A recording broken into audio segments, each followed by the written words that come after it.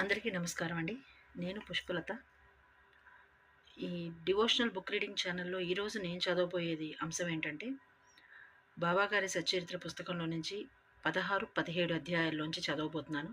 అది కూడా ఒక భక్తుడు బాబాగారి దగ్గరికి బ్రహ్మజ్ఞానం కావాలి అనే ఒక మిషతో వస్తాడు. అతనికి బాబాగారి అనుగ్రహం దొరికిందా? బ్రహ్మజ్ఞానం బాబాగారు ప్రసాదించారా? అనే దాని గురించి ఈరోజు చూద్దాం. గత అధ్యాయాల్లో బాబాగారి భక్తుడైన చోల్కర్ అతడు ఎలాగైతే అతని మొక్కును తీర్చుకున్నాడో, అతను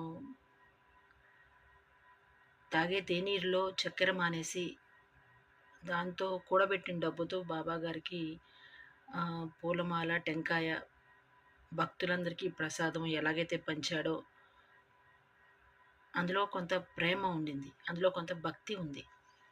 అదేవిధంగా బాబాగారు ఎలాంటి వాళ్ళ దగ్గర దక్షిణ పుచ్చుకుంటారంటే, ఎలాంటి అహంకారం కానీ లేని వాళ్ళ దగ్గర నుంచి బాబాగారు దక్షిణ పుచ్చుకుంటారు. అది కూడా ఇవ్వాలి అనే మీమాంస ముందు వాళ్ళ మనసులో కలగాలి.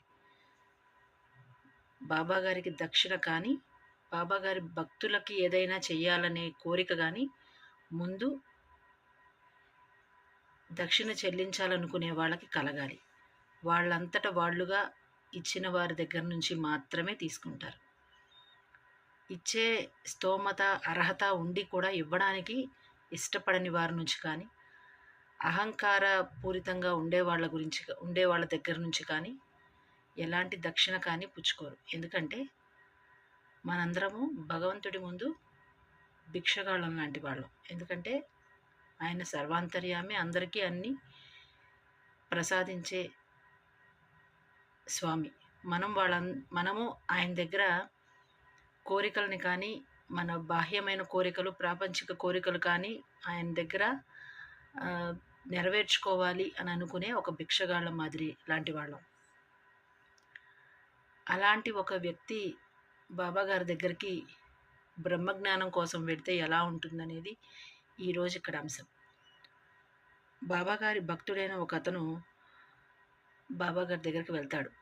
ఎలాగంటే కొందరి భక్తుల ద్వారా బాబాగారు బ్రహ్మజ్ఞానం అనేది బోధిస్తారు ప్రసాదిస్తారు అనే ఒక విషయాన్ని తెలుసుకొని వెనువెంటనే వెళ్ళిన వాళ్ళకి బ్రహ్మజ్ఞానాన్ని ప్రసాదిస్తారు అనే ఒక ఆశ కొద్దీ అతను